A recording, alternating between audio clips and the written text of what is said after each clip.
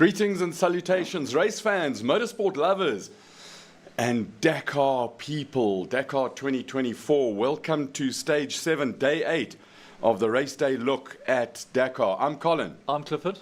And we've got a lineup of overall results. We've got a special guest, multiple South African champion, double champion, Eben Basson will be joining us shortly.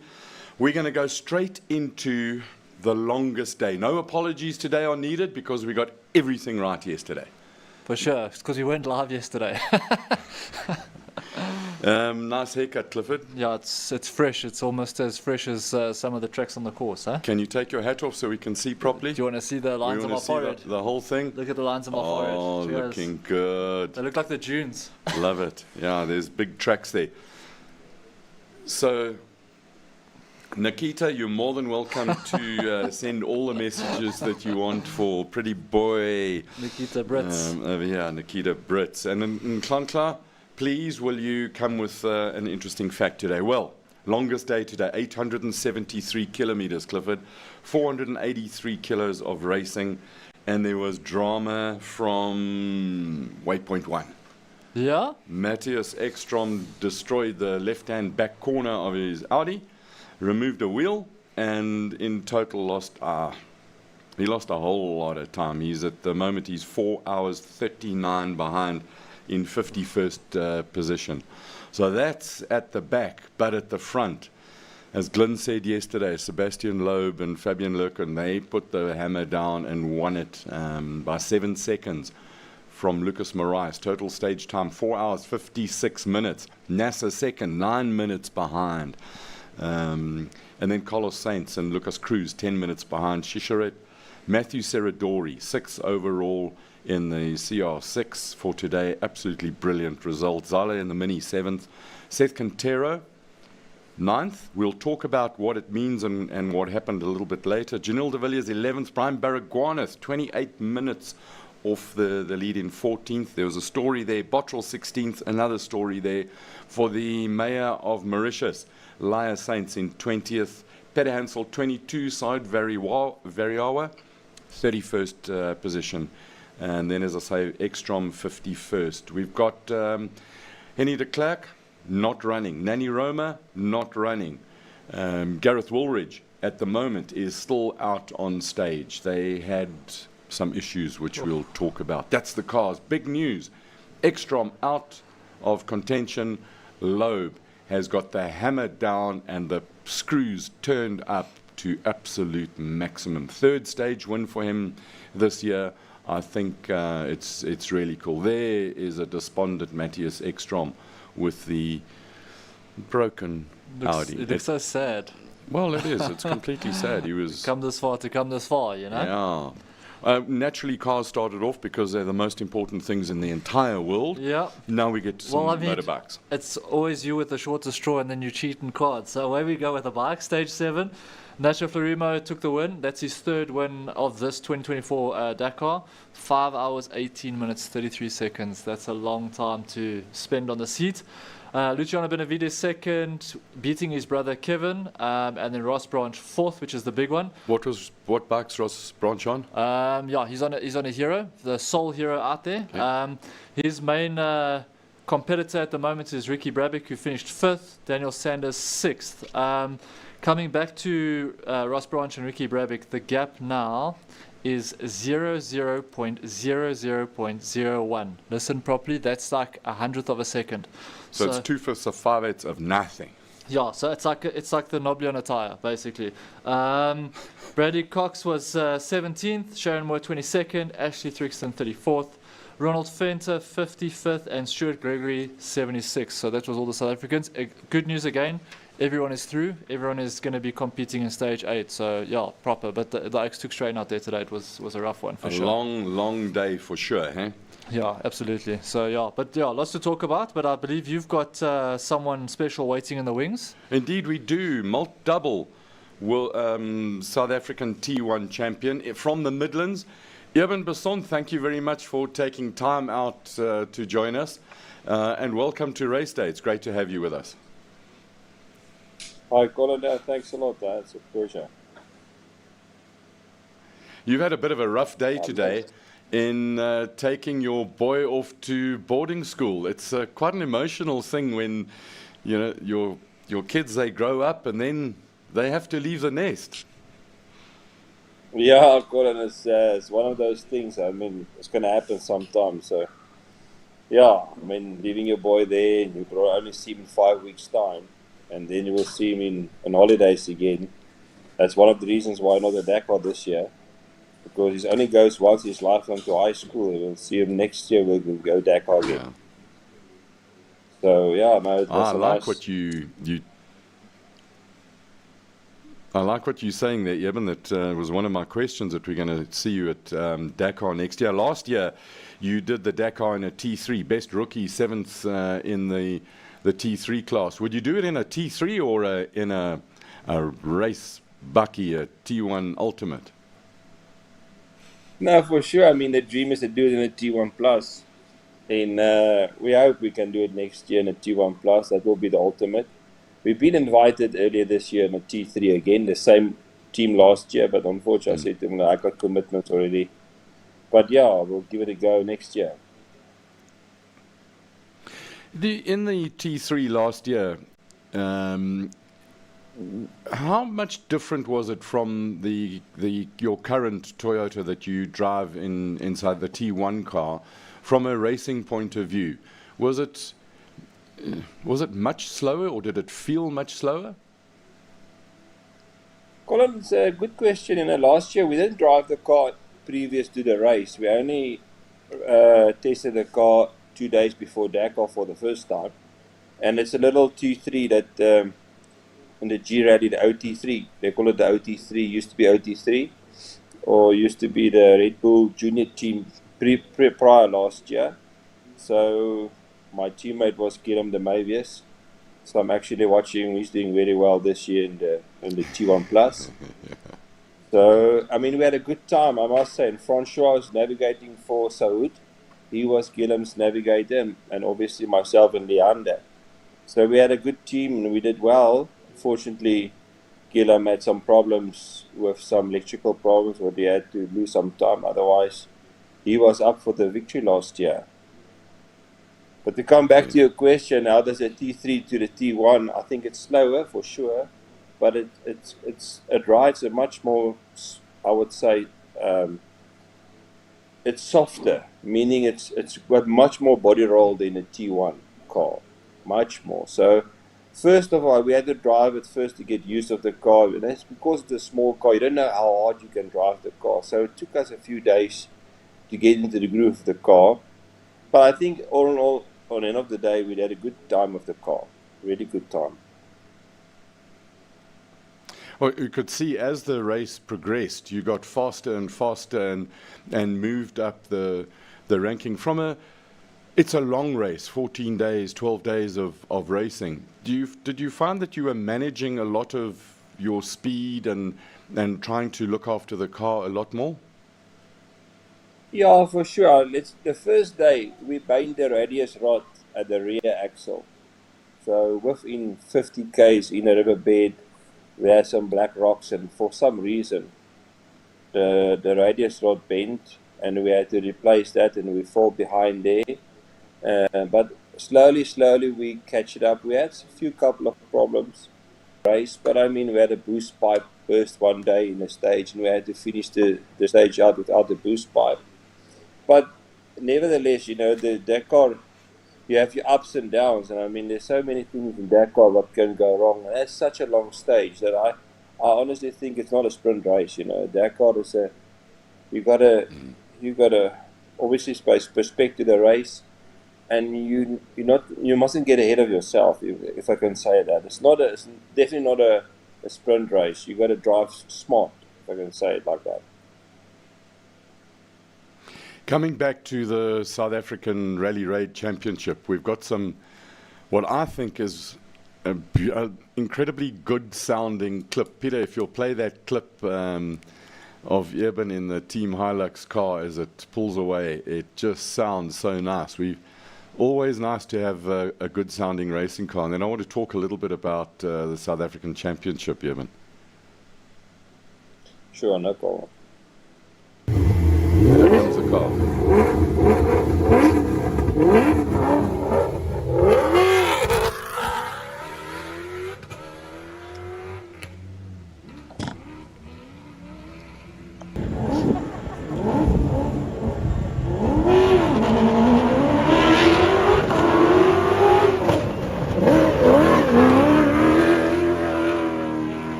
Yeah, but does it sound as nice on the inside as it does from the outside? I think it sounds better from the outside. That's for sure. But obviously, you got a helmet on it, it's You, bigger, but I think you can hear it better from the outside. That's for sure. it's certainly one of my favorite sounding cars.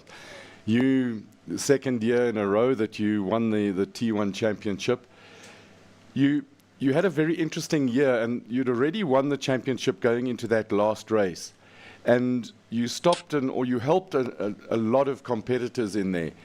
That spirit of helping, of sharing, of family, it's quite a big thing with the Team Hilux operation, isn't it?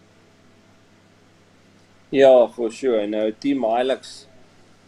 I think our focus and our view on Team Hilux is to take the race, and share the race and share the race experience with others who doesn't get so quickly so close to the racing. What is like about petrol headers, if you call them. Me, for example, I was just dreaming about racing a bucky in my life, and I raced motorbikes before and those things, but I never had the opportunity in a race car. And now it's so, we can take it and share it with other youngsters or children or guys want to get into the race. So, I mean, that's for us just nice to share, and it's, I mean, that's what gives us the momentum, if you can call it momentum or spirit. Yeah. I And the think that family, it's also obviously. very important for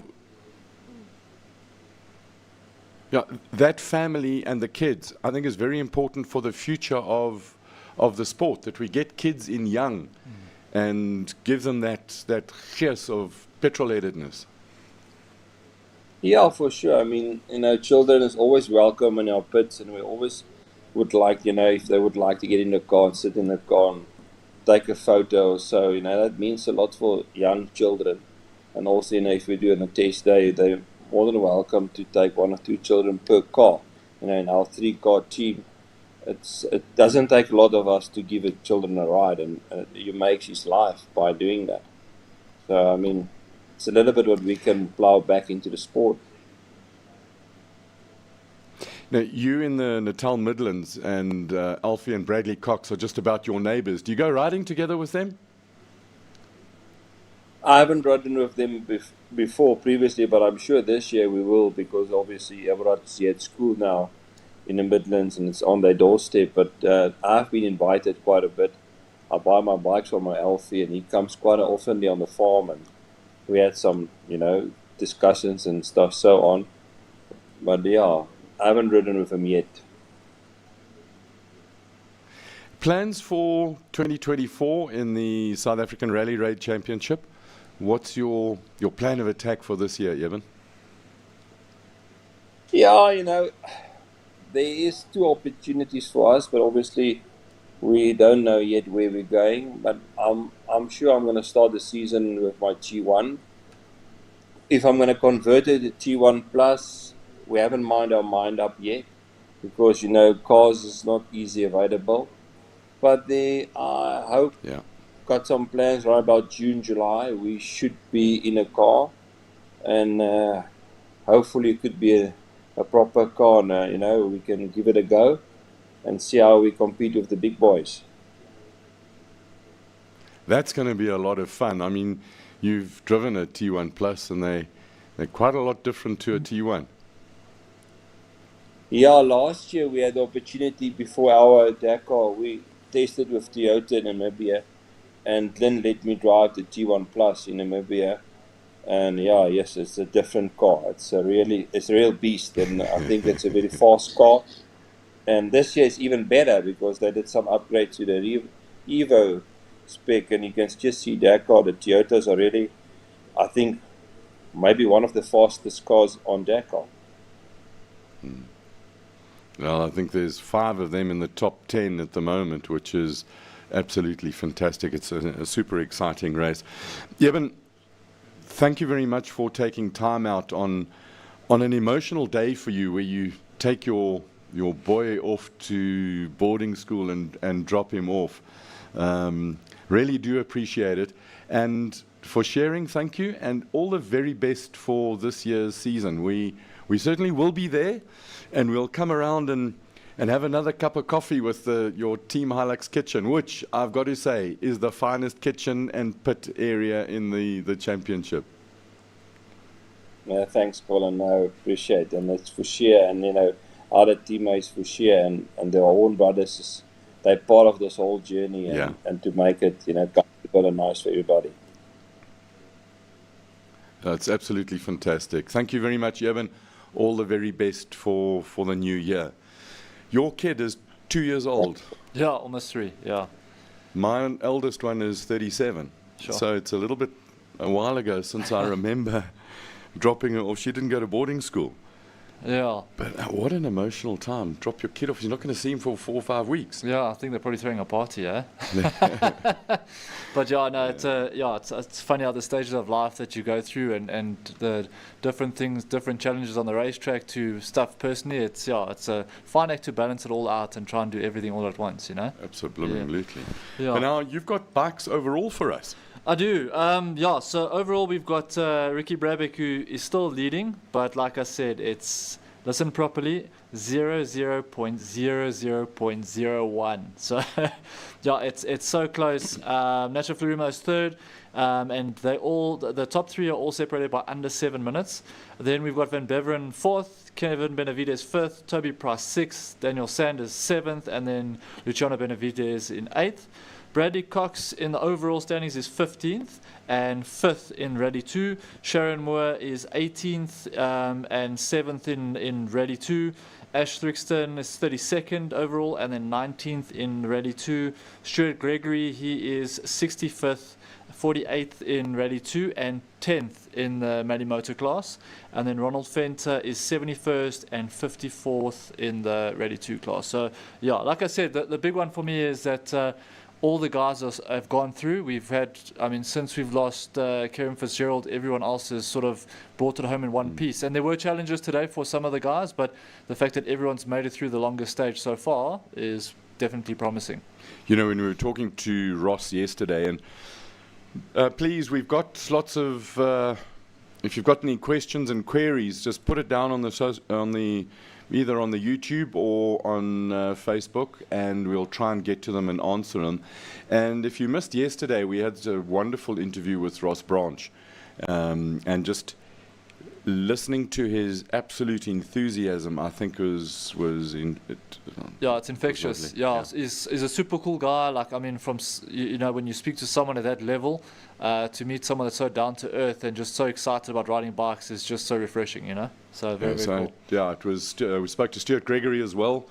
Spoke to Glyn Hall, and I'm going to talk a little bit about when I go through the stage things today. We'll talk about that. Gareth Woolridge, so go and have a look at the YouTube. Those interviews are all loaded on YouTube, and they're fantastic. So some of the stories from stages today, I think Matthew Serradori,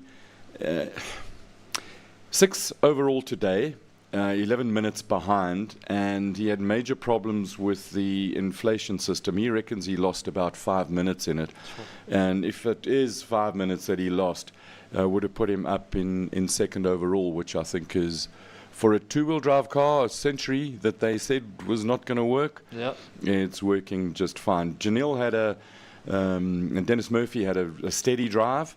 Baragwanath, he had a couple of issues with a puncher and low fuel pressure near the end, because he was right up there in 6th, and then the fuel pressure came towards the end, and he dropped down to 14th position. Guy Bottrell, he was running in the top 10 most of the day today, and then he got lost in the dust.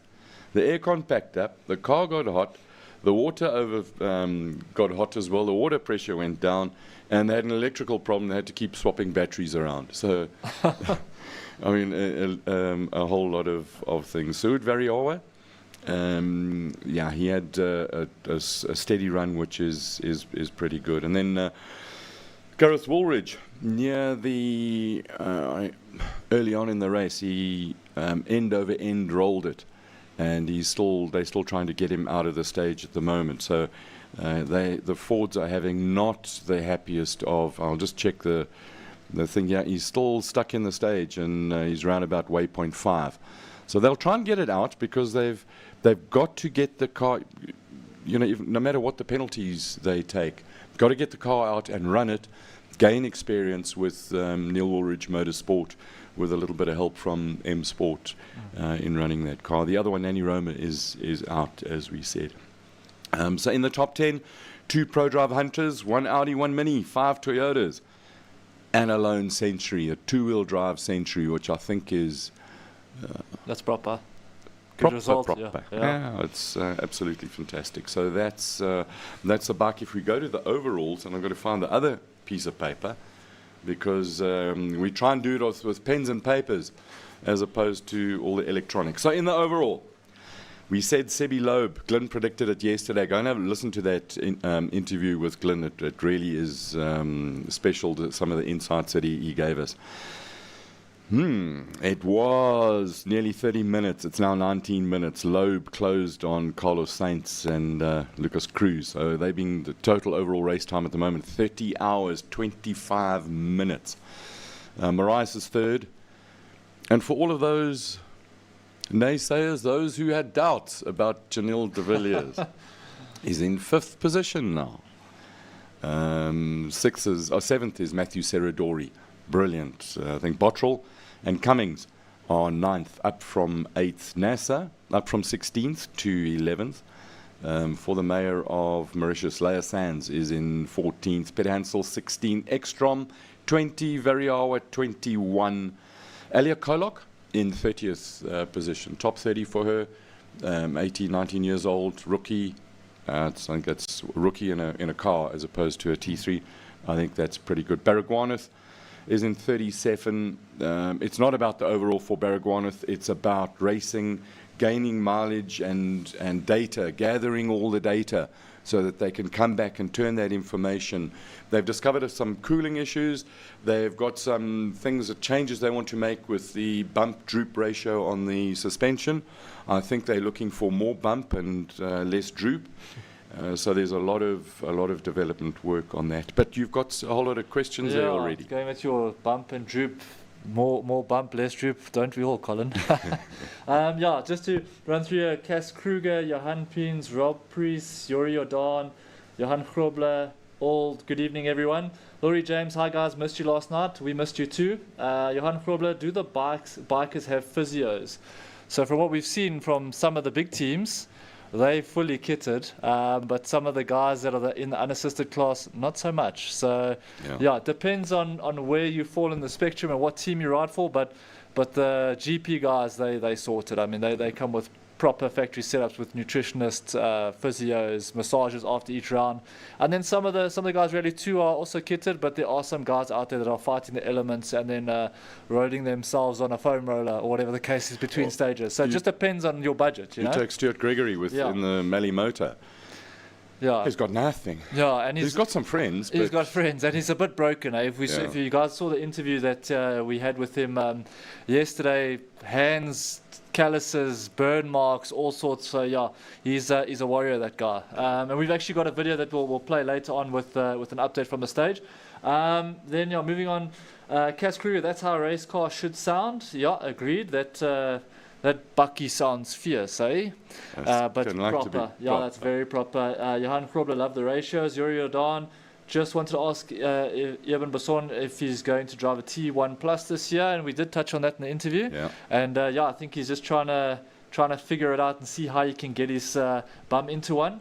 Carly Hyde is watching. Johan Grobler, are they using straight cut gears in the gearboxes? Yes. Yeah, I'll say it sounds like they are. Sativ gearboxes with dog engagement in it, and the gear lever, they don't have flappy pedal. It's a proper gear lever, and there's a strain gauge in it. And as they hook for the next gear, strain gauge tells the computer to back off timing and just undo the dog so it can move and next one engage and straight cut gear. That's why when you hear any of the cars come past you, and you'll hear a lot of if you ever listen to the in-car, the onboard sound, you'll hear it whining. It's not because there's nasty people in it, it whines, and that's the gearbox. Yeah, 100%. Cass Kruger, she's challenging I'll give a interesting fact. In the car category, there's only been 3 winners younger than 40 in the last 30 years, which goes back to what we've said a couple of times, eh? And who was one of those winners in the last 30 years who was under 30? Who? Janelle de Villiers. Yeah, and that's what I wanted to touch on as well, is that yesterday with your interview with Glenn, Yeah. he even pointed out that he said that Janelle's got an understanding of the Dakar like no one else, and I think that's going to pay dividends now. So yeah, looking positive for the Janelle fans. Then Bernard van den Doel, he says awesome Rossi, and yeah, we couldn't agree more. But yeah, he's in the interview when we chatted to him yesterday. He says he's taking it one step at a time, but this week is more attack mode than last week. Last week was just about bringing the bike home. So exciting times, especially if you're on a hero. And that's pretty much where we are on the comments for now. I'm sure they'll keep steaming in. But yeah, where are we going now, Colin? What have you got lined up for us? We've got some classics, because we like the classics and we think they're absolutely magic. Car 724 in 33rd position from Mozambique. Paulo da Silva. In 56, it's the Lovemores. In 46, it's Puck and Sebastian Claessens in car 708, the Porsche. So, and in 61st, it's the Botman. So we've got there's the Porker. Love that thing. Yeah. Rothman's colours and what's that, Martini, eh? Yeah, I mean Martini. Yeah, they come from. They entered as they've raced under the Dutch license. Okay. But they've got a wine farm in the Western Cape, which I'm hoping that we can nothing wrong get with an that, invite to. Yeah, nothing wrong with that. That would be absolutely fantastic.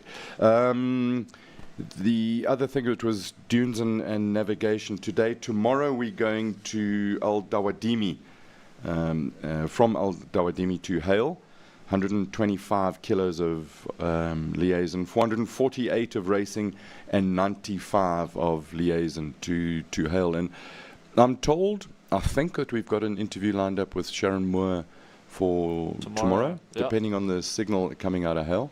Yeah. That's going to be an interesting one. I think signal's been the biggest challenge so far for us. So yeah, we hope for the best. So hopefully we can bring that for you tomorrow. But yeah, let the signal gods be on our side. Interesting one today when you're talking about with bikes and that. Ross had issues 50 k's in, and he brought it home. And I mean, like I said, it was a long stage today. Yeah. So yeah, glad that he brought it back in. And I mean, the fact that the gap is so close, it's proper.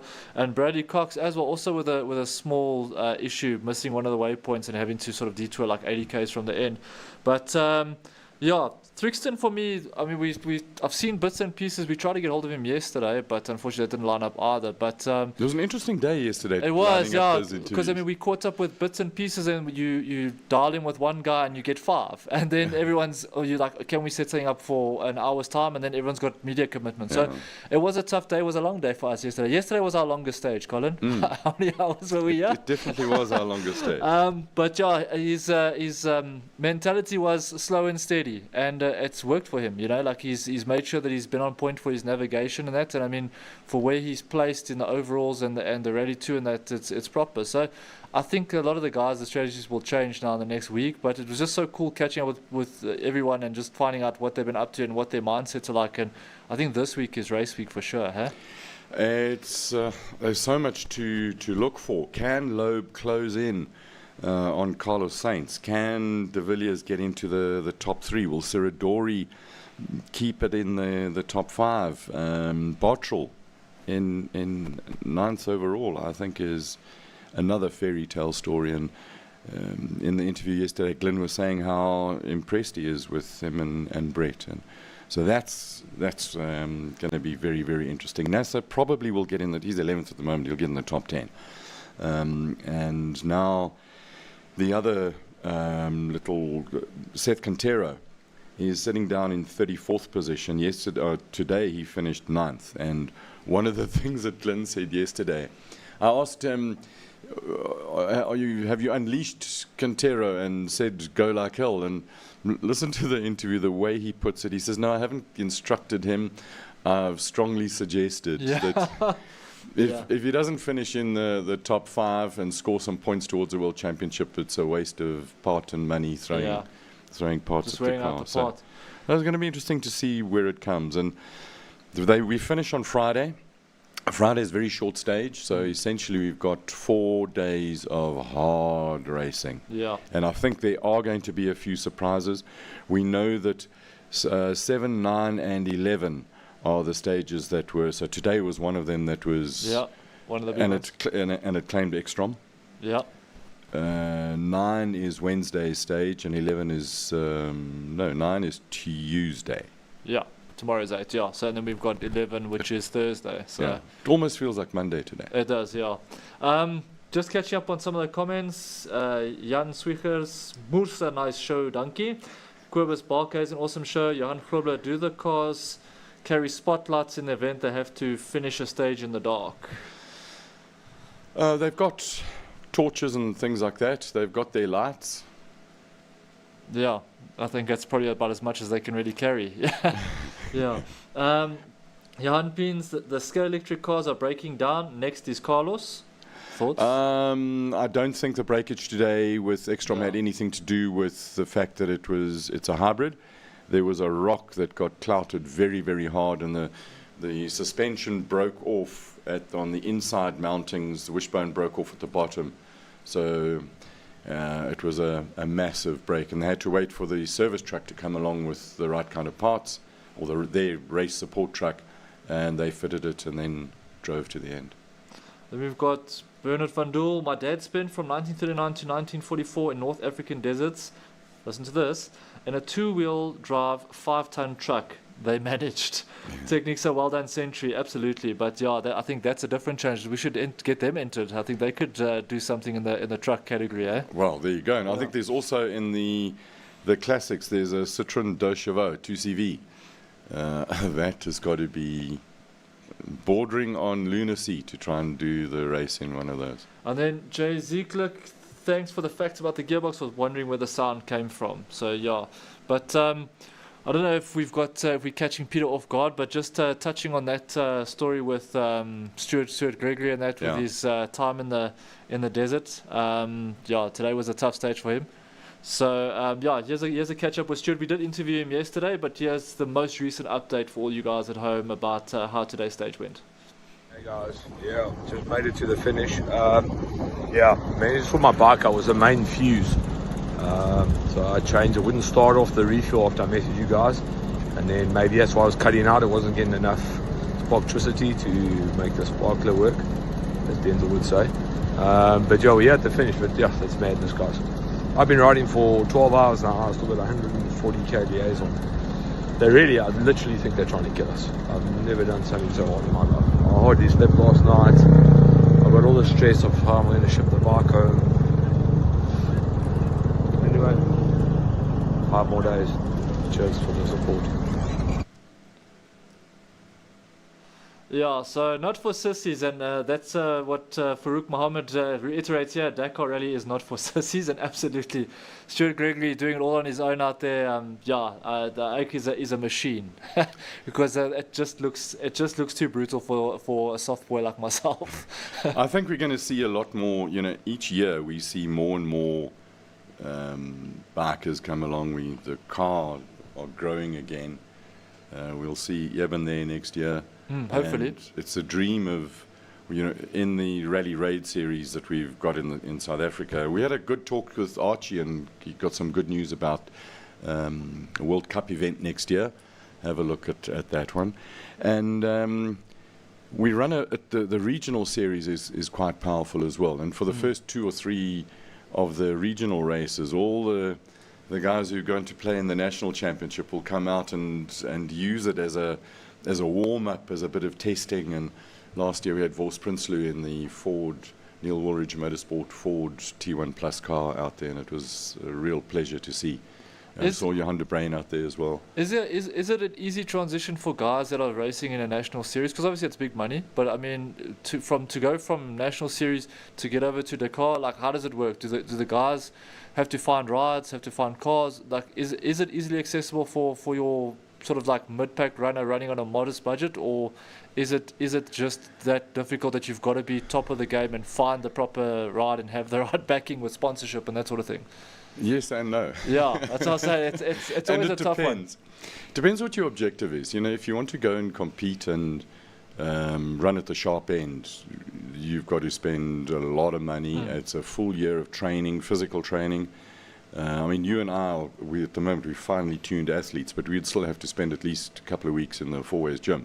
Yeah, absolutely. I also think like this week's dieting with our cuisine, which we'll come to now or shortly, but that also plays a big part as well, because I mean, I'm a pie and coke guy, but this week we've eaten like the pro athletes that we are. Like absolutely. Well, let's just go straight into that we finally, our executive producer and head of content buckled and contracted, or was gifted, an external chef, an external catering establishment.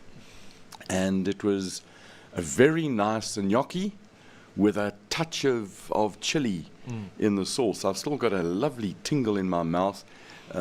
What, out of a scale of 1 to 10?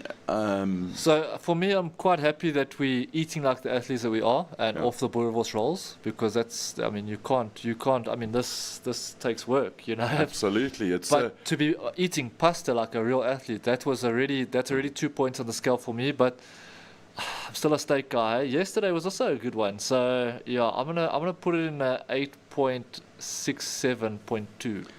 8.67.2. That sounds like Jacob Zuma accounting there. So you give it an 8.67. I think for ingenuity presentation, because it was in a proper dish. Yes. And we had we had cutlery. finest cutlery. Yeah. It was the linen serviettes, which was for me was great. I'll go with an 8.5. Yes, 14. I'll go for an 8.3. Sure. So if anybody thinks that they can cook and make foods and stuff and all the rest of it, come to our secret location. And 21 Woodlands Drive.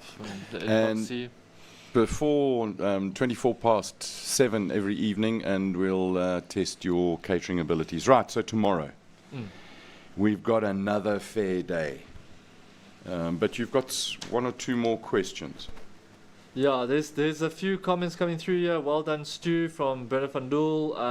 Cass Kruger, if you can't fix with duct tape, Q20 or hammer, you have an electrical problem. No, she forgot tie wraps. Hopes and dreams and bubblegum. Yeah, so yeah, absolutely. I think that's what racing's all about. If you've raced at club level, these were your best friends. And if you get sponsored by any one of these companies that did duct tape or Q20 or whatever the case is, you had it made. Spaniard Spark, yeah, WD-40. Exactly, yeah. Jan Krobler, imagine ASO throws a night stage in the mix. Some of these guys are already spending enough time in the dark, you know. It is, you know, while you're busy talking. And then, yeah, we've got Jay-Z Click. Night race will be something spectacular.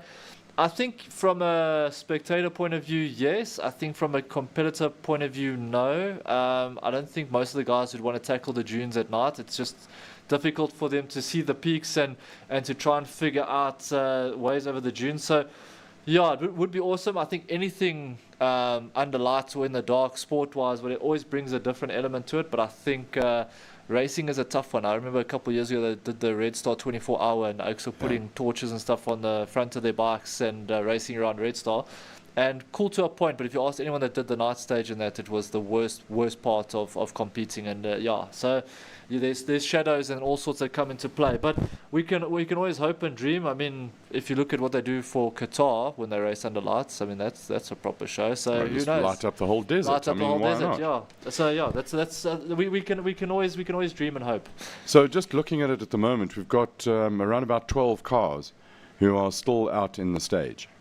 Yeah. So long day. That's according to timing, but we know that the timing goes up and down, and it's 9 o'clock there at night. So they've been going for just over 3.5 hours in the dark already. Yeah. And then it's once they get in, it's fixing cars, it's getting rest, and so it makes it tough as well for sleeping patterns and trying to get the logistics right on the cars and the spares and the rebuild. That would probably be, if I did do something like it would probably be the best bet to do it before like a rest day, but then they're losing quite a few hours of rest. So yeah, it's a tough one to try and manage. You're not going to have a night stage. It's, Yeah, but anyway, it's cool. It's cool to throw it out there. Who knows? I mean, maybe someone takes it on board and gets excited with it, and then you will hear competitors complaining in the near future about racing in the dark. But I think Oaks are a little bit cut full of the dark at the moment. So.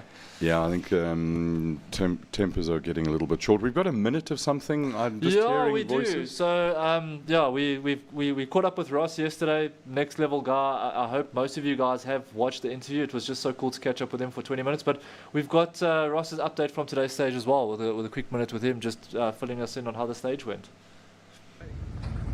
Hey guys, so done with stage 7 and really glad that one's over and done with. We had a few little issues from about kilometer 50, but easy enough to fix, and we'll get it sorted for tomorrow. But all in all was an okay day. We got the navigation right this morning, and open flowing tracks until the end, and then we got into some stony stuff and some riverbeds. But all in all, we're here in one piece. Thank goodness, and bike's good, I'm good, strong, ready for tomorrow.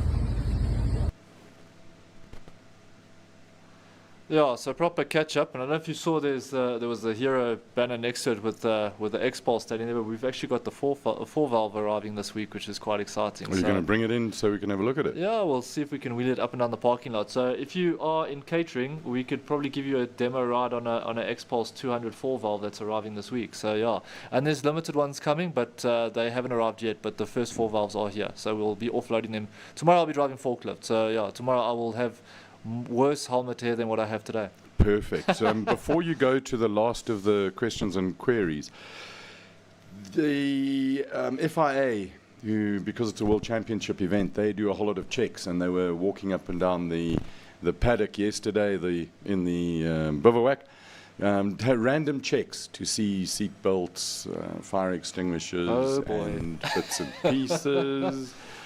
And the Polish crew of Eric and Michael Goxel were disqualified. So straight away they looked at their clutch and they found a carbon fiber clutch. They're running in the what they call the Challenger class, which is what used to be a T3 side-by-sides. Got a carbon clutch in it, not allowed, and immediately disqualified. So they were leading. Whoops. So you go from hero to zero. Absolutely right. So there are checks all the time, and that's pretty cool. Yeah. There are a lot of fines that have been issued for not wearing the correct clothing. You know, you're supposed to wear complete fireproof underwear, socks, gloves, and wear it in the correct way. So it's got to be buttoned up and all the rest of it, and fireproof shoes as well, helmet correctly buckled, hands device.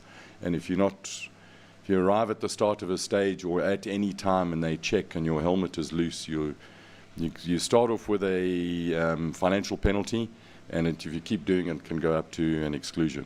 Sure, okay. But it's good that they put safety at the forefront. Yeah, which is why you won't have a night stage. Yeah. Also true. Well, Cass Kruger actually jumps in and says helicopters would be a problem as well, and that's also true. So and how would you film it? Yeah. Because half the fun, I mean, you see the massive live footage that we run. I think it's absolutely fantastic.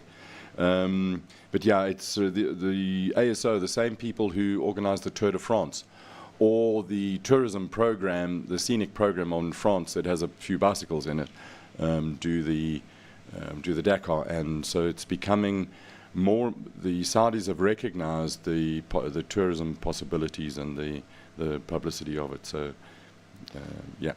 Yeah, I think in terms of filming it, you go down to your local auto style and buy those tire flies, and you put them on your valve caps, and they're all different colors, and then everyone gets allocated a color, and that's how you can determine who's who. But yeah, that's a fair point. Mike Nathan, guys, how many tires do a single entry use T1 Plus? Each day they'll use 6 tires, so 4 on the vehicle and 2 spares maximum. They'll probably, if you work on average, they'll have at least 1 puncture a day or a cut in the tire a day. So let's say 5 tires a day times how many stages are there? 12 stages plus 60 tires each. Plus prologue, yeah. And they'll have a couple, and I think those tires are 34,000 rand each. Oof. Yeah, that's heavy, eh? So Yeah. So yeah, I think that's definitely above my pay grade. Yeah. Then yeah, I must say thanks for the feed from Dakar. Really makes us feel a bit, part of the race. Thanks, Colin and Cliff. That's from Jay Z Click. And then Jan Peens, agree. You make us feel part of the Dakar. Only place where we can get updates on the Dakar. Johan Grobler, this is the only show where you can watch when following the Dakar. Thanks, guys. So yeah, everyone. Yeah, thanks, guys. We appreciate that. Thanks for the kind words. Yeah, we have a lot of fun, and I'm glad you enjoying it. And I think the real entertainment is if they filmed us about an hour before the show starts. That's Scormel. I think that's entertainment because there's a lot of Scormeling here. Colin's on about 762 pages of his novel. Romeo is now got a quivering member or something along those lines. I can't remember what I read, but yeah, your notebook is massive. Yeah, so got to have 2 pens, different colours. So I see we're rambling. But yeah, thanks, guys. We appreciate the words. Yeah, the secret sound. We have 1 entry into the secret sound competition. It was very, very close, but not specific.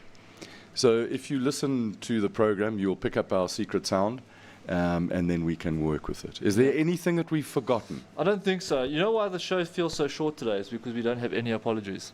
That normally is about 75% of our show. So, I did have a rumor. The rumor mill has started. You think silly season in Formula One is crazy. So about half an hour before we go into air, I hear a few stories from independent sources because we only try and bring you the facts, and they are cross-checked. And so the telex machine was working hard into England and into America.